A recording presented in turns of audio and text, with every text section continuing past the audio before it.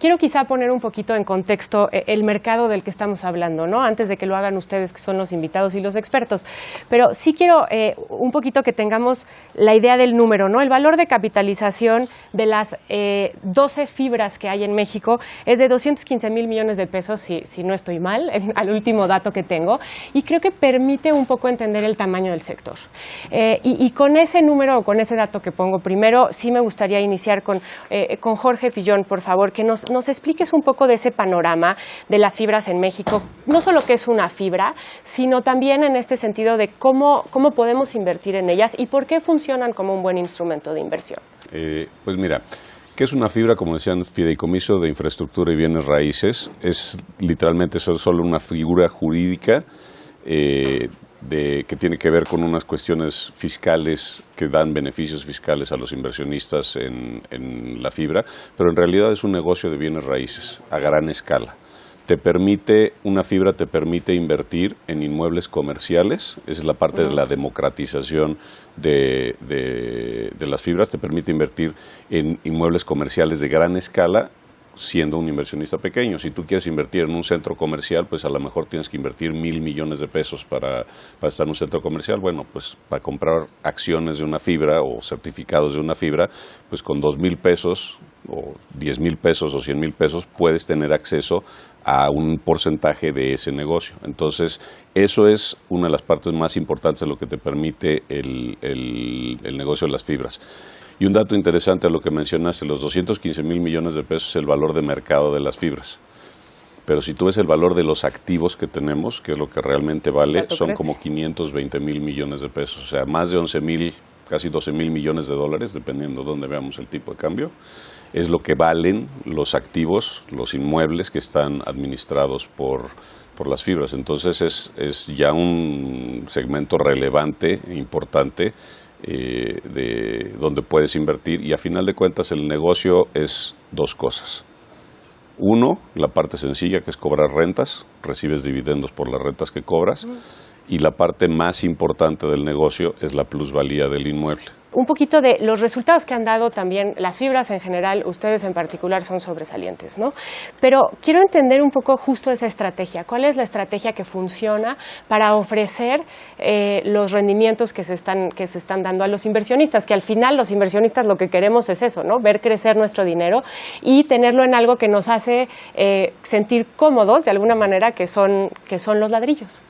Creo que el tema viene principalmente en tener buenos activos, bien ubicados, activos que tienen, como lo decía Jorge, en el tiempo una plusvalía, porque al final son activos que fueron bien construidos, que están bien ubicados y que tienen los clientes necesarios o los clientes adecuados para generar en el tiempo esa plusvalía y esa rentabilidad.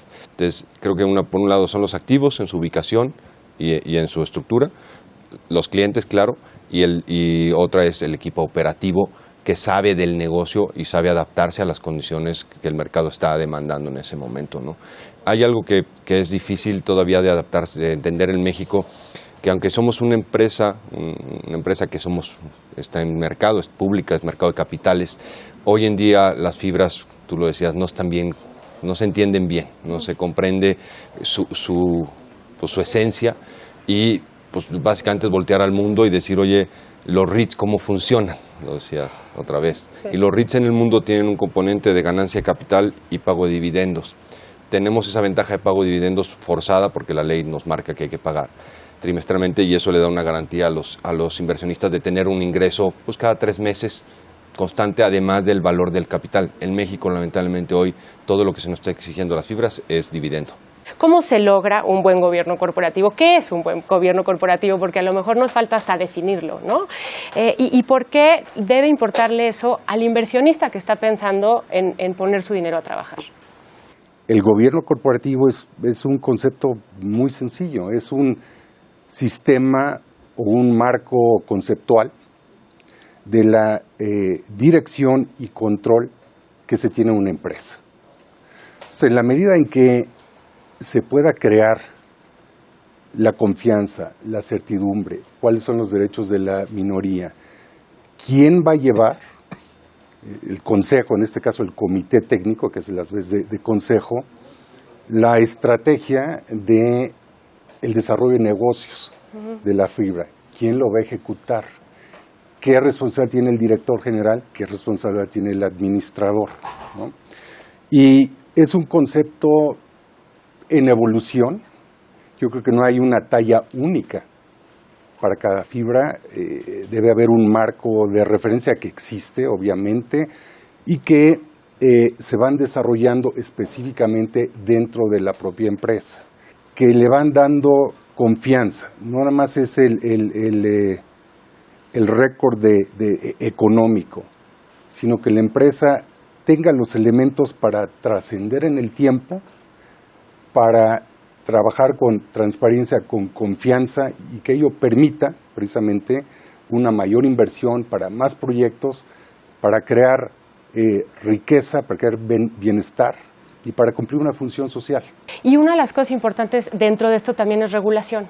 Entonces, Jorge Correa, quiero que me expliques cómo se regulan las fibras, tal cual. ¿Qué es distinto de una fibra en términos de regulación versus otros activos que pueden cotizar en bolsa, por ejemplo? ¿Y eso en qué se traduce? O sea, ¿qué es lo que al final eso permite tener o qué información permite tener al inversionista? Mira, déjame voy atrás en el tiempo. Hemos dicho que queremos entender bien a las fibras, ¿no? Tú decías, la primera sale en 2011. La regulación original sale en 2005. Y de 2005 a 2011 hay un tiempo donde la regulación no agarra, por decir así, las fibras bien, ¿no? O sea, no las crean, ¿no?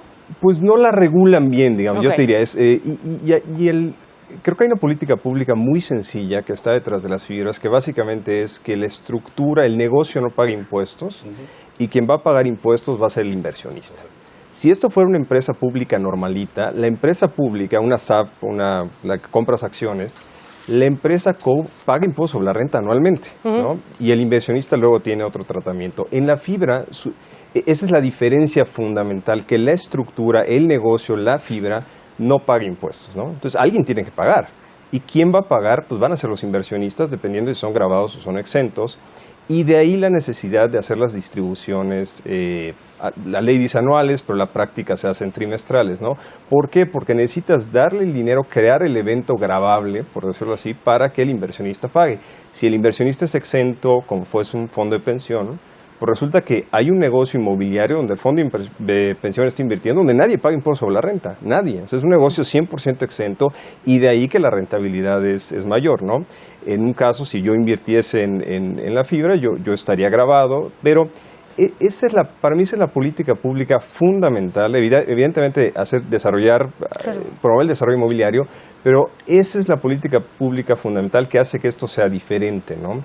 Oye, ¿por qué son fideicomisos y no sociedades? Pues porque en 2005 los reguladores no quisieron tomar la decisión de tener sociedades anónimas que no pagaran impuestos sobre la renta, como sucede en otros países. Entonces, de ahí que, pues, ¿qué figura hay en México que no paga impuestos? El fideicomiso, y vamos a utilizar esa figura. Fue una decisión fiscal 100%, ¿no? Y de ahí toda la regulación que ha salido, ¿no?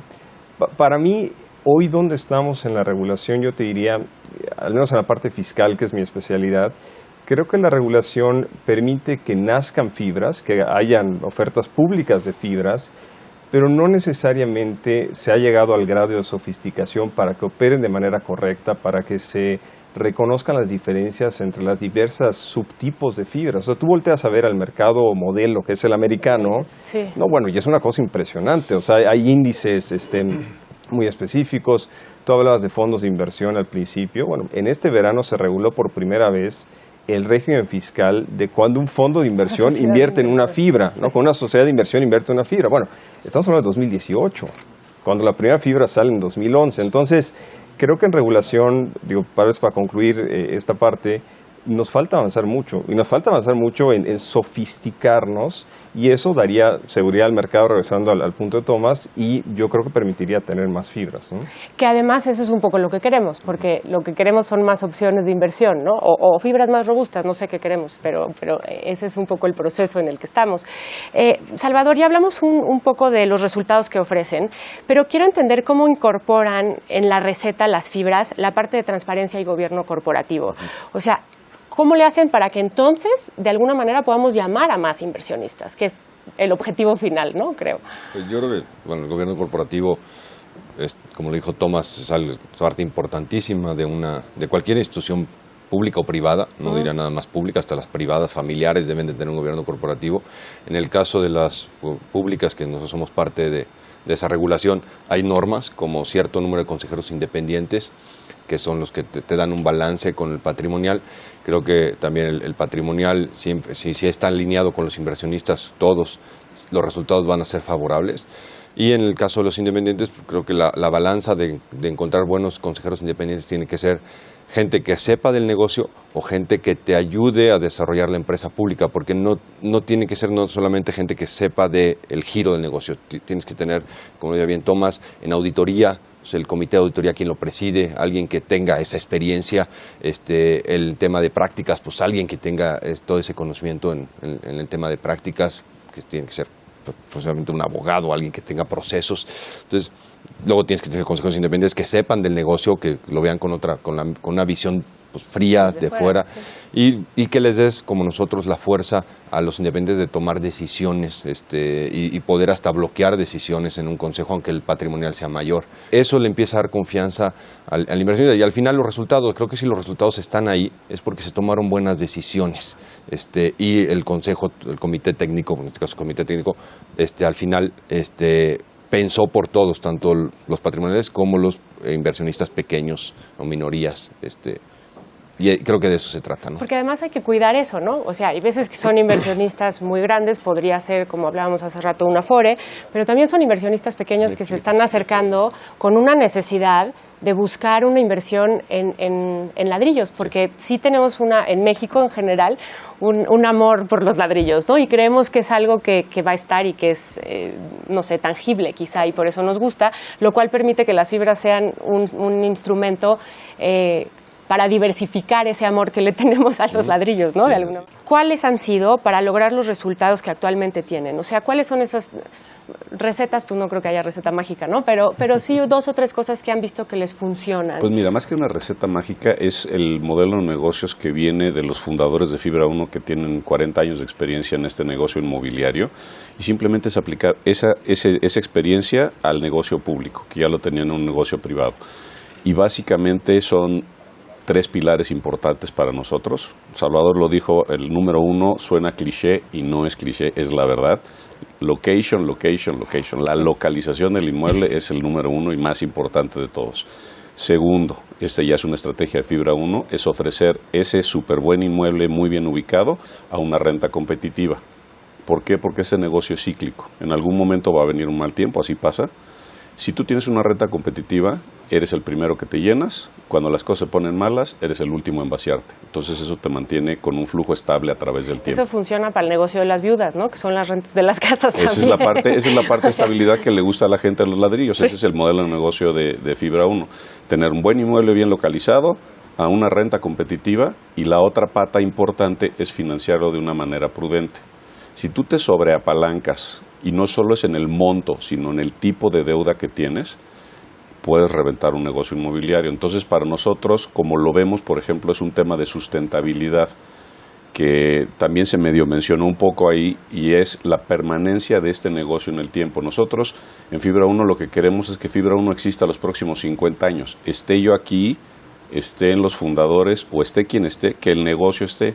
Los ladrillos, como tú dices, pues van a estar ahí, van a seguir generando rentas, van a seguir generando valor y plusvalía, y para que ese negocio exista, pues tienes que tenerlo de una manera que pueda vivir a través de esas crisis. Entonces nuestra estrategia se fundamenta en esas 3 cosas, y si miras los resultados de Fibra 1, llevamos 30 trimestres consecutivos con ocupación arriba del 95%, márgenes estables superiores a 80%, y distribuciones que han ido creciendo, y en la plusvalía de la que estábamos hablando, así números muy, muy grandes, hemos repartido como 12 pesos por certificado de dividendos, y hemos generado valor o plusvalía de unos 20 pesos por certificado en estos primeros 7 años.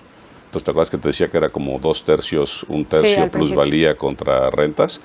Pues la plusvalía es 2/3, las rentas es 1/3, y hemos generado 12 pesos de rentas y 20 pesos de plusvalía. Eso está en los libros. En el mercado ahorita, pues también lo decía Salvador, nos están valuando exclusivamente por el dividendo, nada más por las rentas y tasas y un montón de otras cosas que afectan, y no está la gente mirando a la plusvalía. Pero la plusvalía está, y el valor de los inmuebles está. Y es súper seguro, esa es la parte una idea padre. de largo plazo, que a lo mejor Claro. es donde se nos está como, ¿no? Se nos está olvidando ese Pero es factor. que el negocio de bienes raíces es de largo plazo. Es de largo plazo, como dices, sí, pero se nos así está es. olvidando porque que tenemos a la fibra ahí trabajando todo el tiempo, quizá, y entonces pensamos que debe de ser constante, ¿no? Aunque hay un tema que Jorge me mencionó, si me permites un segundo, Sí, de sí, la sí. deuda correcta, y es correcto como te pasivas tal, nada más que las fibras fuimos sacrificados por otros temas donde creo que nosotros lo vemos injusto, donde si eres fibra tienes un límite hasta 50%, pero si no eres fibra puedes participarte lo que quieras, o sea, una SAPI puede llegar al número que quiera, y en el mundo el número correcto es entre 60 y 66%. Entonces, cuando llegamos muy cerca del 50 nos pueden hasta criticar de que estamos sobreempasivados. No, estamos sobreregulados, porque los otros, sí, porque los otros pueden llegar hasta el 60, 66 y no pasa nada, ni las calificadoras ni el mercado lo puede cuestionar, a nosotros sí.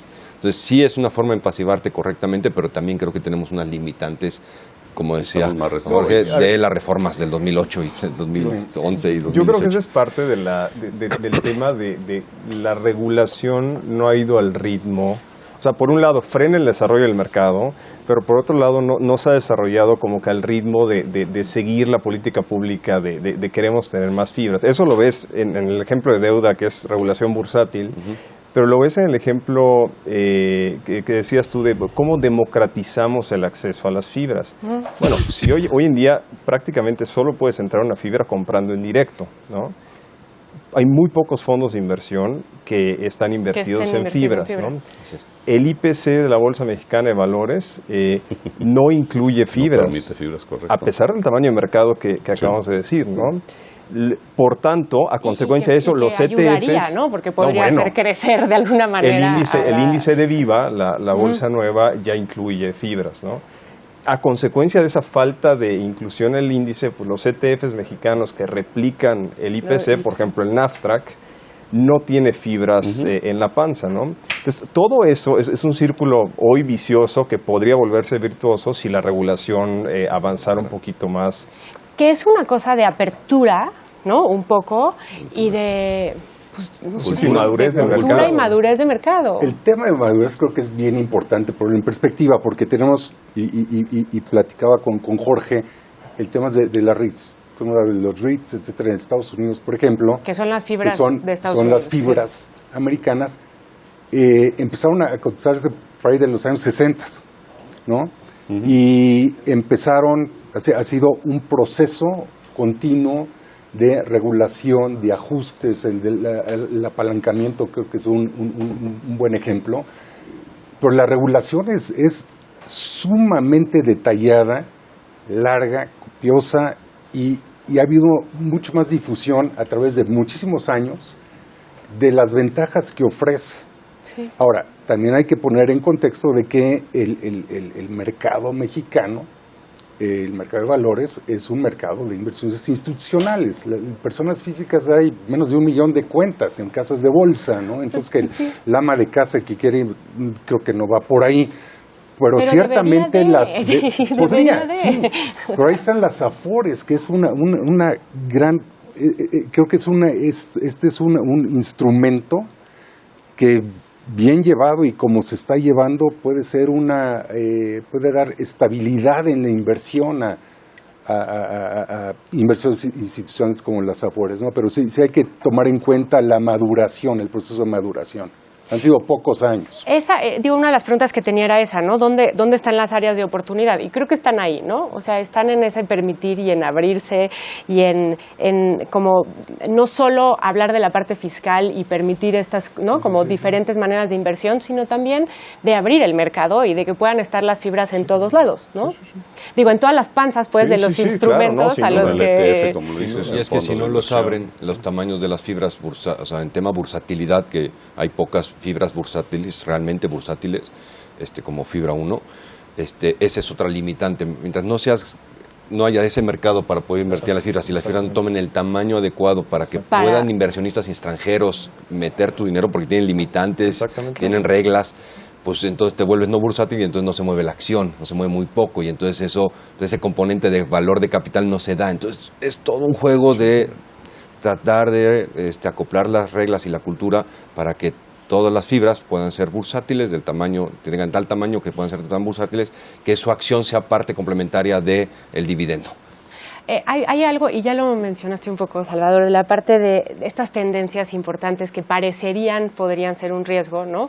Como el e-commerce, y que podría presentar, ¿no? Algún riesgo para las fibras, sobre todo enfocadas, en este caso, en centros comerciales. Pero el otro también es el cambio de los consumidores, ¿no? De los consumidores, no solo de cómo compramos, pero también de cómo queremos trabajar. Porque no sé qué tanto estemos yendo ya o queramos ir a las oficinas, ¿no? Quizá pueden ser dos posibles retos, ¿no? Para el crecimiento o el avance de las fibras en México, ¿sí o no? ¿O estamos a años luz de eso? México como país latino, cultura latina de más contacto entre las personas, las formas son diferentes a las americanas, creo que eso falta mucho. Pero adicional, te diría los datos que hay. O sea, en Estados Unidos el 9% de las ventas son hoy por e-commerce. ¿Qué quiere decir? Que entonces todo el tema de centros comerciales o la gente sigue en las oficinas, es lo que entiendo, y va a los hoteles, entonces no hay e-commerce de hoteles, o sea, llegas a hoteles, le puede pegar el nuevo esquema de renta de casas, pero al final creo que la gente sigue teniendo necesidad de salir a la calle, de tocar, y en el caso nuestro comercial, pues es eso, los 9% de las ventas de e-commerce en Estados Unidos, en México es el 2 o 3%. Cuando el crecimiento del comercio es en doble dígito, 8, 10, 12%, entonces, ¿qué está pasando? ¿Qué es? Adecuarte a una nueva forma, lo acabas de decir bien, de cómo la gente quiere comprar y qué quiere hacer. O sea, ¿cuál es realmente su experiencia? Te doy dos ejemplos. La presidenta de L'Oréal, un día platicando con ella, me dice, es que voy a seguir abriendo miles de tiendas. Pues no que el e-commerce dice, no, tengo que abrir tiendas para que la gente en su cabeza me vea y me tenga a mí en su cabeza. Y si compra por e-commerce, diga, L'Oréal, no Shiseido. Pero la otra, las mujeres les gusta ser vistas. Entonces, lo único que sí estoy haciendo es escogiendo bien mis locales, que tienen que ser en un frente donde la mujer le gusta ser expuesta, y tengamos grandes asesoras pintándolas, enseñándoles cómo se usa el producto, con una experiencia diferente, donde a lo mejor en ese momento no te compro, pero te compro luego por internet, pero tengo en la mente L'Oréal. Igual pasó una plática con el Don Navy, que están creando un ejercicio donde la tienda sigue siendo la misma, van a abrir miles de tiendas más, pero la tienda va a tener un área con café, unas salas tipo Starbucks para que las señoras se diviertan, un catwalk, y van a tener a todas estas muchachas que quieren ser modelos urbanas, que les pagan con alguna ropa tal. Entonces la señora está ahí tomando el café, viendo el show que les encanta, el niño tiene un área de juegos, tienen menos ropa en la vista, puedes comprarlo hoy o te llevas la idea de qué conjunto viste donde lo compro. Entonces, ¿qué pasa?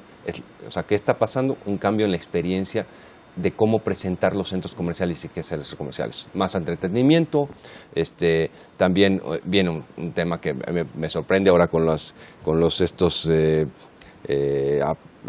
que te pones para ver realidad virtual. Pues resulta que se está avanzando en el tiempo para que entres a un centro comercial con realidad virtual y estés viendo dentro de las tiendas todo el movimiento y lo que hay y tal. O sea, vienen cosas increíbles. ¿A qué vas? Adáptate a las necesidades, ya lo que quiere experimentar el comprador. Sí. Hay ejemplos ahora de centros comerciales donde los catwalks, los áreas comunes, en vez de tener demasiadas islas, tienen obras de arte. Lo que está haciendo arte. ¿Y qué pasa? Que los señores y los niños conviven con ese momento de experiencia, ya no tienen que estar entrando a las tiendas con la señora se divierte comprando y el señor está teniendo un tema cultural. O sea, tenemos que adaptarnos a nuevas circunstancias, pero los centros comerciales, en nuestro caso, se fortalecen, hay que saber vivir con ellos. Pensando en el futuro de las fibras en México, me gustaría que cada uno, y muy breve, me diera una frase de qué es lo que viene para las fibras en México. Si quieres, empezamos, Jorge Correa, contigo.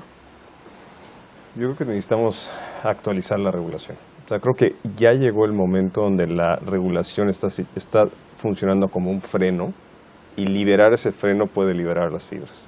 Muchas gracias. Thomas Heder, por favor. Transparencia, confiabilidad. Muchas gracias. Jorge. Inversión y crecimiento. ¿Y Salvador? Crecimiento, oportunidad y seguridad. Muchas gracias. Gracias a los que nos están viendo. Espero el tema de fibras haya quedado mucho más claro de lo que lo teníamos al inicio del panel. Envíenos sus dudas y nos vemos en el siguiente Milenio Foros.